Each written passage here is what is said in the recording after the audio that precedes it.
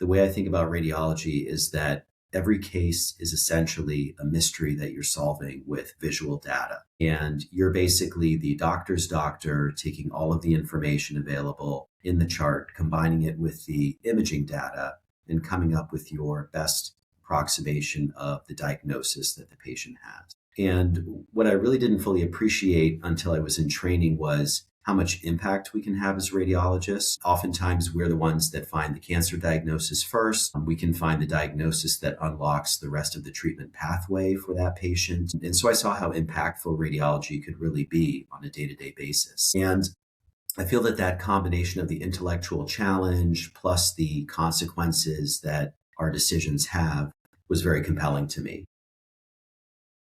Hello, and welcome to Let Care Speak. I'm your host, Danyata, and today we're talking with Dr. Scott Cameron, a diagnostic radiologist at Atrius Health in Boston, Massachusetts. Dr. Cameron specializes in abdominal, pelvic, and musculoskeletal imaging, and he also provides imaging guided interventional services.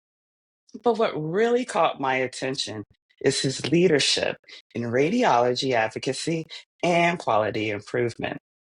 He served as past president of the Massachusetts Radiological Society, holds leadership positions with the American College of Radiology, and is recognized for excellence in quality and safety. And what strikes me is that Dr. Cameron understands something really important. Radiologists aren't just technicians reading images, they're physicians who play a critical role in patient care, communication, and healthcare quality. Dr. Cameron, welcome to Let Care Speak. How are you today? I'm doing well. Thank you, Danyata, for having me. It's a pleasure to be here. Yes. So, Dr. Cameron, you've trained at some incredible institutions. We have Duke for your undergrad, Tufts for medical school, then NYU, Yale, and Mass General for your clinical training. What drew you to medicine in the first place? And then what made you choose radiology as your specialty? So, medicine for me was ultimately a combination of my interests in the analytical side of me and interests I had in the human element. I was always drawn to science as a student as far back as high school. And I wanted to combine my interest in science with its application to people. And as far as radiology specifically, I gravitated towards that because I love the problem solving aspect. The way I think about radiology is that every case is essentially a mystery that you're solving with visual data. And you're basically the doctor's doctor, taking all of the information available in the chart, combining it with the imaging data, and coming up with your best approximation of the diagnosis that the patient has. And what I really didn't fully appreciate until I was in training was how much impact we can have as radiologists. Oftentimes, we're the ones that find the cancer diagnosis first. We can find the diagnosis that unlocks the rest of the treatment pathway for that patient. And so I saw how impactful radiology could really be on a day to day basis. And I feel that that combination of the intellectual challenge plus the consequences that our decisions have was very compelling to me. And I also just like the intellectual rigor of the specialty as well. And then ultimately, I specialized in abdominal and pelvic imaging, as you mentioned, which gave me a domain where the stakes are high and the imaging is very rich. And then finally, the technology piece to radiology really interested me. We have access to the cutting edge technologies from both a hardware and a software standpoint. Those are continually evolving in this day and age of AI. And we're seeing more and more interesting things come to market and permeating the healthcare ecosystem. And I think that's very exciting to have a front row seat for those developments. Yeah. And so, did you have any mentors, or who were your mentors or influencers that shaped your career?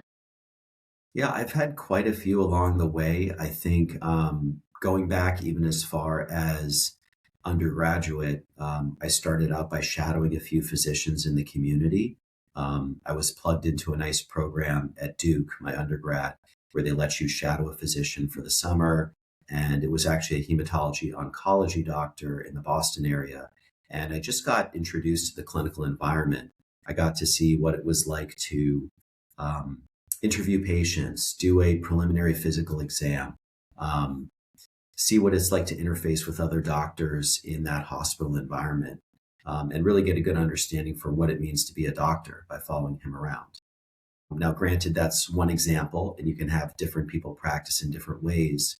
And as my interest gravitated towards radiology, I started to shadow some radiologists, spend time with them in the community. And I think even to present day, I've got a lot of mentors and role models, people that I look up to, even people that are not necessarily ones that I interact with on a daily basis. They might be others in the community. For example, Dr. James Rawson is a mentor of mine who practices at the BI, one of the hospitals in the Boston area. And he and I have been working together during my time on the Mass Radiology Society, and he's been a good mentor to me. Just as one example of people that you meet along the way, and there's something about them that is interesting to you. You start a conversation, and then you keep up that dialogue along the way. So you completed your fellowship at Massachusetts General, which is one of the top radiology programs in the country. So after completing your fellowship, you worked at two private practices at Newport Hospital in Rhode Island and then Brockton Hospital in Massachusetts before joining Atrius Health in 2019. What were those transitions like, and what ultimately drew you to Atrius Health and to Boston? Yeah, those were interesting transitions. So, as you mentioned, I did my fellowship at Massachusetts General Hospital, which is a very well known academic medical center with incredible resources and deep subspecialty expertise. And you get the sense that you're part of this very large ecosystem where there's a lot of support, a lot of resources, a lot of cutting edge work being done.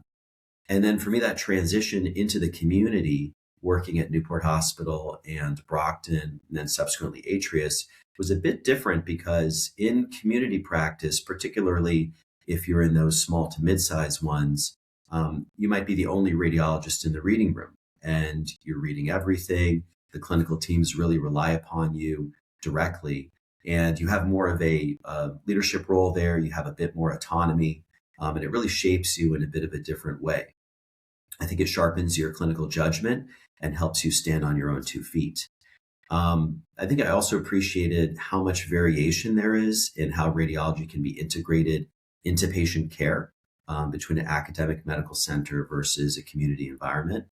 And I'll say ultimately, Atrius for me was great because it's a different kind of opportunity, one which is a large, sophisticated physician led organization where I could be more involved in building programs, shaping how radiology connects to the rest of the clinical enterprise, and have a real impact at scale. I participated in a lot of different initiatives at Atrius, which has really been possible because we're a little bit smaller than a center like MGH. And so you can have a bit of a different impact there. And I think the combination of clinical excellence and the organizational leadership opportunity at Atrius was what really drew me there and where I practice today. And I think also for personal reasons, I gravitated more north because I had a bit more personal connections, network, colleagues, family up in the Boston area. And so that kind of also led my gradual migration back north up towards Atrius Health. And how has your practice evolved since joining Atrius? Yeah, so we've experienced some evolution. I think one of the ways our practice has evolved is that we've organically grown over time. A lot of practices out there are seeing organic increases in imaging volumes. We have more and more work available for us to do, more scans to read, so we need more doctors. So we've been growing as time has gone on. We've also acquired more sites that we serve and practice at. And then I've also seen changes in the way that we do our practice. We have gradually integrated remote work and hybrid work, which has been a benefit for us. And then we've also started to layer on some AI solutions into our practice. So we are gradually adopting different AI software that can help us with our diagnostic challenges and workflow challenges, as many practices are out there. So I've seen that as well. And then another big change is that we have come under Optum's umbrella during my tenure at Atrius. So we have the support and infrastructure of a larger organization, which we can really leverage to implement certain programs, whether that's chronic care management, AI software integration, quality and safety. There's a lot of different ways that that larger infrastructure can benefit the practice and the patients. So I think a lot of patients don't really understand what radiologists do. They get sent for an imaging study, they get scanned or probed, and then they Mhm. wait for the results. But radiologists are physicians who are interpreting those images and making critical decisions about patient care. So, could you explain what that means and what's the radiologist's role in patient care? Absolutely. So the way that I'd like to explain it or think about it is that imagine if your primary care physician is your quarterback for your medical care. You can consider the radiologists as the ones that run the play that could change the game. So if you get a CT scan or an MRI scan, the radiologist is the one that's looking through at times hundreds of images, thousands of images, and coming up with a precise diagnosis for what's happening at that point in time with the patient. So it's really looking at that rich visual data from the images, synthesizing it, and writing a report for the physician that they can then take and interpret and help to drive patient care. So, as radiologists, we do a variety of things. We detect cancers, we identify strokes, find the incidental findings that others could not possibly see. And we're looking for things that are, both important on a moderate scale, but also things that time to time are critical. And so I think patients don't often realize that we're the physician that has seen the most comprehensive picture and data of their entire body, sometimes more than anyone else on the care team. And I think that gives us a very important role in patient care. How do you communicate imaging findings to the patients and their physicians? So, generally speaking, the way we communicate the finding is through our written report. That represents our body of work. So, we will look at the images, create a report, and that gets sent to the medical system, to the electronic medical record. And then usually the physician that ordered the test will review the report and then relay the results to the patient. And that's how the information flows. Sometimes, if we see a critical finding or significant finding, we will generally communicate that directly to the patient or the physician that ordered the exam, whether that's through a phone call, electronic, closed loop messaging system. But that communication generally needs to happen if it's a significant finding or something that's what we call actionable, where we need to make sure that the referring team is actually going to take action on that particular finding. So the way I conceive of it is that generally speaking, we communicate with a report, but sometimes it's a direct chat or a phone call to the physician, and in some cases to the patient. It's an app that helps patients understand their lab results and medical information in simpler terms. And from your perspective as a radiologist, where do you see patients struggling most with understanding their imaging results? And how important is clear communication about what the images show? This is something I think about a lot. So, radiology reports are generally written for the physicians, not the patients. And so that can create at times a real communication gap. So the language that we use as radiologists can sometimes be technical. It can sometimes be crafted in a way that perhaps the physician receiving it understands, but the patient may not necessarily understand that in the same way.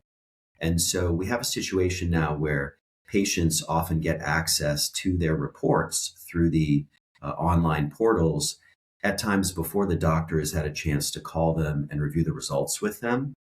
And sometimes they're reading through this language that is clinical, it's potentially alarming, it's more technical, and they're not quite sure how to interpret that or decode that. And it can sometimes lead to alarm or concern, even when the thing that's being discussed is benign or incidental. And then also, I think there's a challenge because as radiologists, and myself included, we use phrases that are sometimes ambiguous. So we'll say, indeterminate or moderately suspicious or cannot exclude. And those terms can mean something different to different people. But to a patient reading that when they see it on the portal, it could potentially trigger a lot of anxiety or concern. So I think we need to be conscious of that and try to sharpen our language where we can. And I think the tools that help translate that language into something more actionable and calm and reassuring, those tools that make the language feel more conversational as opposed to report, I think that's genuinely important. And I think it sounds like that's the gap that you're working on and trying to close. And I applaud you for working on that. Thank you. Now, Dr. Cameron, you've been recognized for excellence in quality and safety, and you've done significant work on creating quality and safety programs in radiology. Why does that matter so much to you? And what's at stake when we don't prioritize quality and safety in imaging? Quality and safety is very important. When imaging goes wrong, whether it's a missed finding, an inappropriate scan, communication failure, whatever the case, patients could be harmed. And it's just that simple. So we have to always be vigilant and try to practice the highest quality healthcare that we can, and also practice in the safest way possible. So I think this includes things such as doing the right scan for the right patient at the right time, minimizing radiation dose, trying to maintain our diagnostic accuracy as best as we can. And all these things are not, abstract compliance work. They're really the backbone and foundation for excellent clinical care. I care about this, and I've been involved in quality and safety initiatives for years and years. Um, I've done it both in my practices as well as in the Massachusetts Quality and Safety Council, which is a group of radiologists across different practices that convene and they discuss different quality initiatives that they have in their practice, and we learn from each other. It's a peer working group. And I think all the people in that room care about quality and safety because when that's absent, real people can suffer consequences. Oftentimes they could be preventable. And so I think promoting a culture of quality at your organization raises the bar for everyone and makes everyone better. At my own practice at Atrius, I'm part of the specialty quality assurance team, and we periodically review imaging studies that we do to make sure that the quality is the highest that it can be. And in that way, everyone gets a little bit better. Everyone learns from mistakes, and we make that into something that's a learning opportunity as opposed to punitive, because we want to make sure that we incentivize learning, improvement, and the best quality and safety cycle. You served as past president of the Massachusetts Radiological Society, and you've held leadership positions with the American College of Radiology. So clearly, you're committed to organized medicine and professional advocacy. And why does that matter? And what exactly are you advocating for? Mhm. Yeah, so organized medicine and advocacy is really how we as physicians make our voice heard and advocate for things that are important for patients, physicians, and the profession. It's our way to basically take our seat at the table and help drive policy decisions that would otherwise get made without you. And so, serving as president of the Massachusetts Radiological Society, my leadership roles with the ACR, those are genuinely about making sure that we as radiologists have a voice in payment models, reimbursement models for AI software, how AI gets regulated, how we deploy and monitor AI in clinical settings. All of those important decisions are things that we can have impact and input on in our organized medicine and advocacy efforts. And I think that if the people with the deepest experience in that don't step forward and make their voice heard, then again, those decisions get made without you, and they might not be in the best interest of the profession. So I think helping to drive patient care forward, being really at the vanguard of our profession, that's what organized medicine means for me. It's about being involved, being an advocate, being intentional, and driving the future of healthcare delivery. What's the biggest challenge facing radiology and radiologists right now? That's a great question. I think that depends on who you ask. So, in my opinion, I think one of the biggest challenges we have is the workforce challenge. So, we have a workforce crisis right now where, particularly in radiology, but also in other branches of medicine, we have more work than we have physicians and mid level providers to do that work. So, as I mentioned earlier in the interview, we have an organic growth in imaging volumes over time.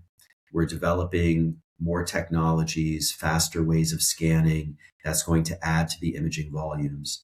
But at the same time, we're seeing the workforce not necessarily expand. It could be either contracting or staying the same, depending on the data that you're looking at.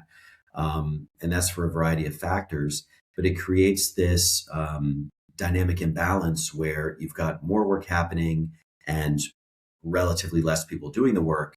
And so that can create an unsustainable balance. So I think that's one big challenge we're working on addressing is that workforce challenge, and trying to figure out how can we handle a lot of the increased work that's coming to us.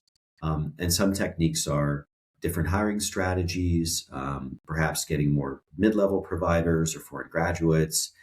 Some techniques are using AI to speed up some of the work that we do so that radiologists can handle the more higher value work or higher impact work.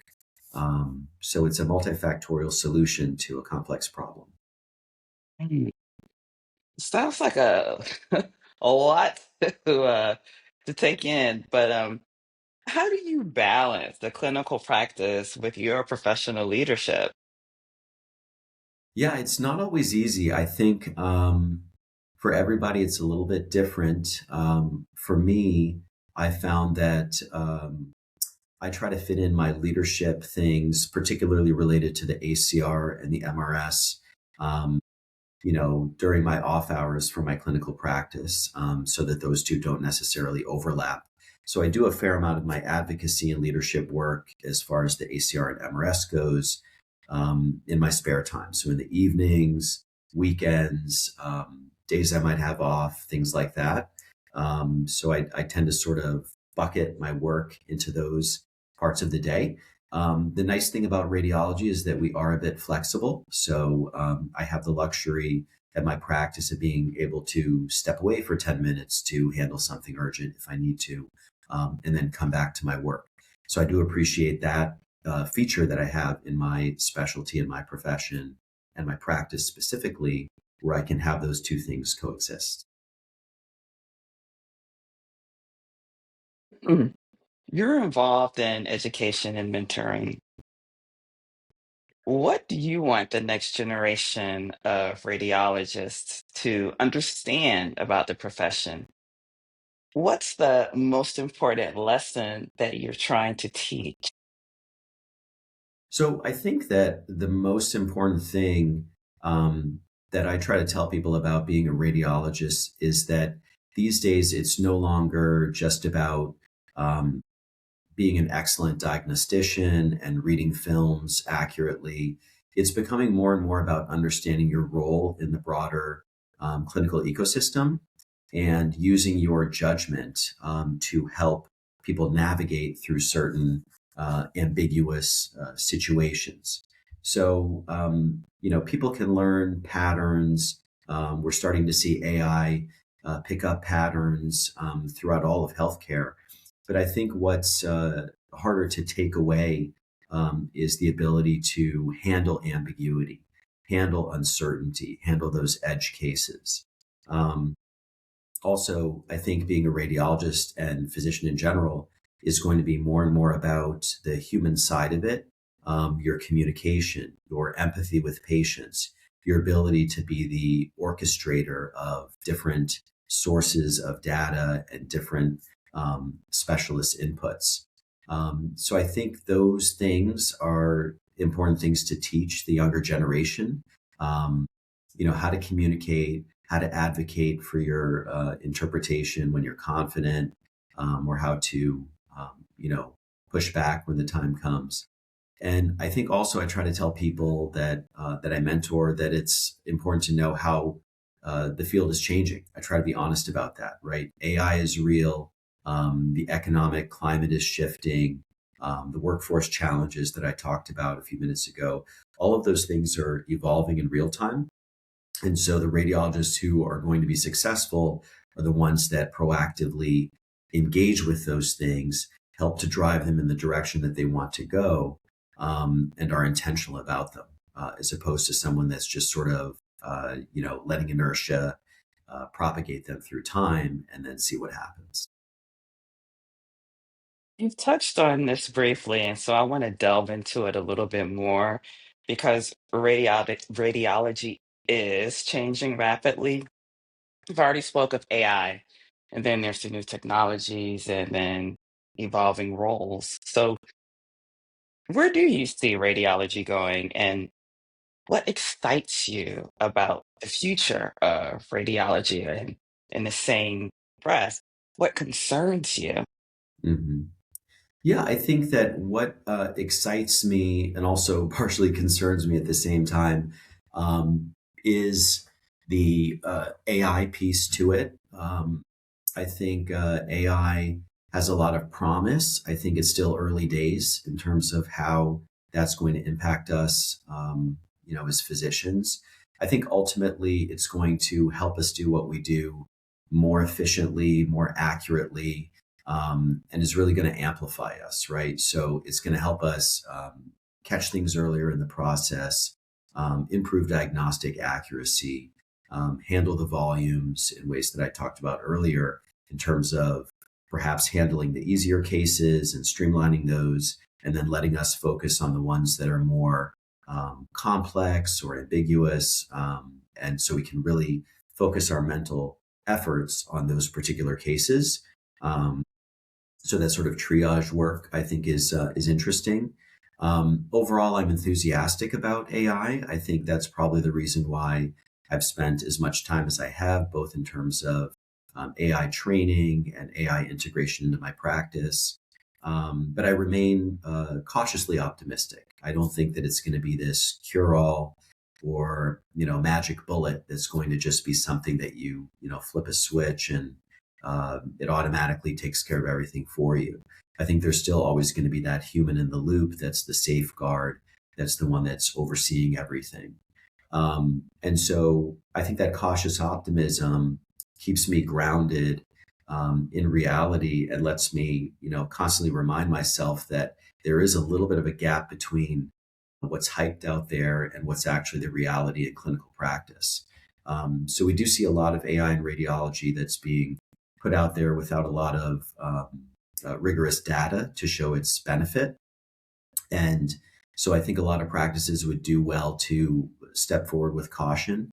I think it's fine to run pilots, get data, get information, but we shouldn't always see it as sort of, this is something that's going to um, help us, magically without any monitoring or input or anything like that.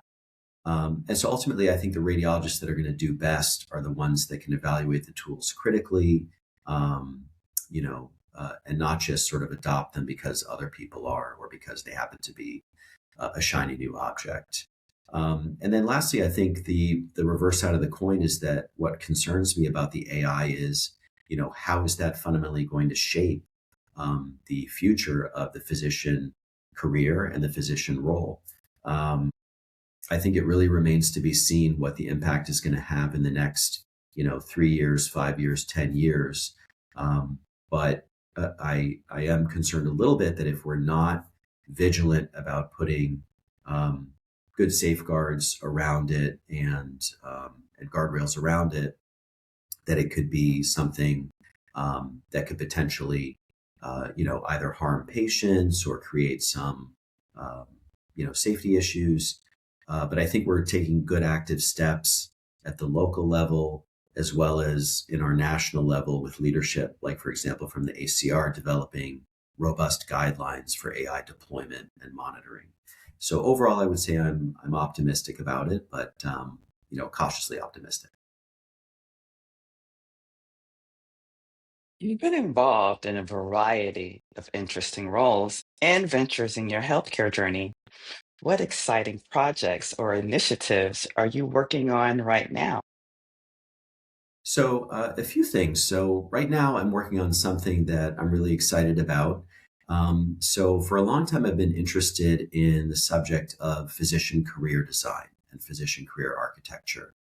And at present, I'm building a platform that's focused on physician career architecture. I'm calling it Physician Vantage Studio. And the way you can think about it is that it's a platform that helps mid career physicians think more expansively and strategically about what their careers can look like. So, what I keep coming back to is that a lot of physicians are at a point in their career where they feel a little bit constrained. Either that's by the structure of clinical medicine or by the role or identity they built in their training, and they feel a little sense of stagnation, or they feel a little sense that, is this all there is? Could I be doing something more with my abilities, with my skills, with my interests?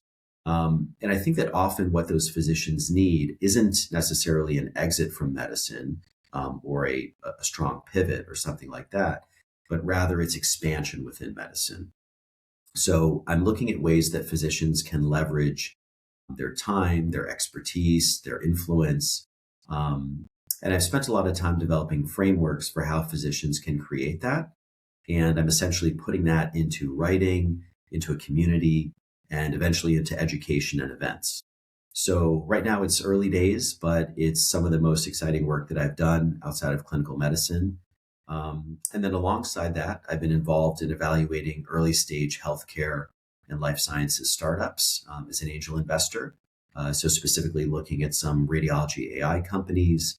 And that's given me a very different and exciting lens through which to look at innovation, and get a front row seat into how innovation actually gets built and scaled in the industry. Very nice. So I've actually subscribed to yes, yes, yes, I did. The Thank you. Physician Vantage Studio, and your latest article was very intriguing for me. And I learned more about this identity trap that you speak of. And I'm just curious for physicians who recognize that they're in this identity trap of I'm just a doctor, what's the first low risk step that they can take or even consider to begin expanding their identity without feeling like they're abandoning medicine? Yeah, that's a great question. So I think that the first step is really a mindset shift. So it's getting your mind to think beyond the construct of I'm just a physician doing XYZ. So for a lot of physicians out there, they've become excellent at operating very well in their domain, whether that's a hospitalist seeing patients routinely, a oncology surgeon operating on patients. You get very good at operating in that domain, but your mind can't really see beyond that, the different opportunities or the different things that you could do. And so I think the first step is allowing your mind to hold that identity of being the typical physician more loosely. So hold that identity a little more loosely. And then when you do that, you can start to think about what other things could I possibly do or layer onto my clinical work.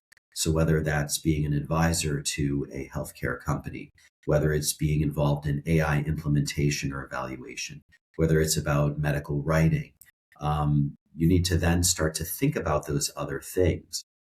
The concrete action step that I would take is changing your environment. So the way I think it's best to change your environment is show up in circles where people are talking about or working on those things. So you can find, for example, a physician investor circle, for example, that's investing in healthcare startups, and you could start to talk to those people. Or you could find a physician innovator circle and start to talk to those people and learn what they're working on. So I think changing your environment in the sense of whether you can physically get around people doing different things or in online communities or talking with people, just sort of seeing what other people are working on and doing broadens your mind to the other horizons of what's out there. And I think that's the next best step for physicians that want to hold their identity a little more loosely. Really good advice.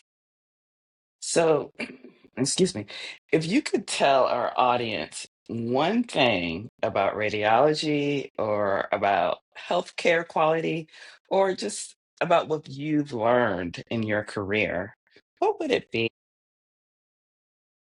Radiology is a field where our actions every day can impact people in a very significant way.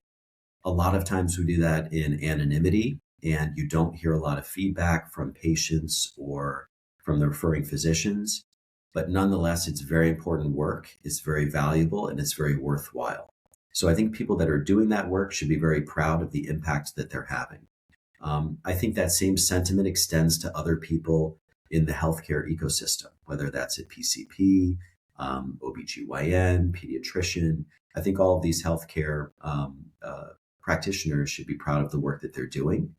I think another message I have is that the best care happens when every member of the team operates at their highest ability and communicates well.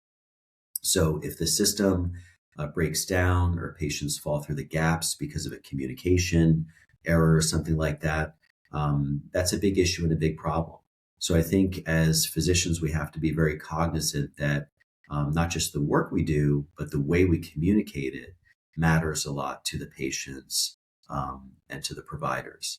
So I think on a day-to-day basis, when we're working, we should ask ourselves the question, does this thing that I'm doing, this communication, this information that I'm providing, help make things more actionable or not?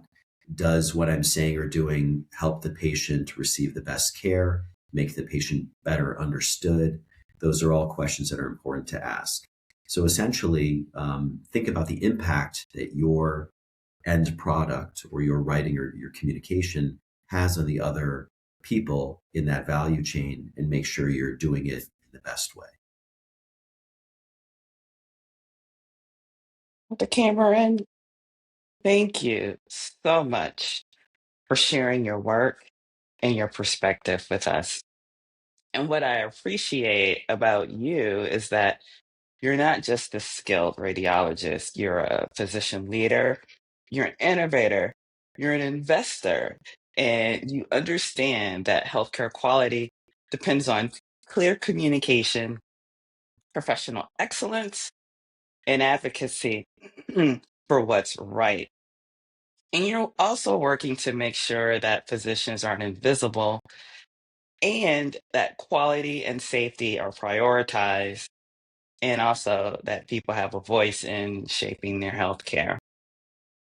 And that's exactly what Let Care Speak is about. It's about healthcare professionals who care deeply about patients, their craft, and who are committed to clarity and understanding, and who are willing to lead and advocate for better health care. And Dr. Cameron's work is definitely worth learning about. Thank you so much for being here. And remember that better clarity leads to better understanding. Take care.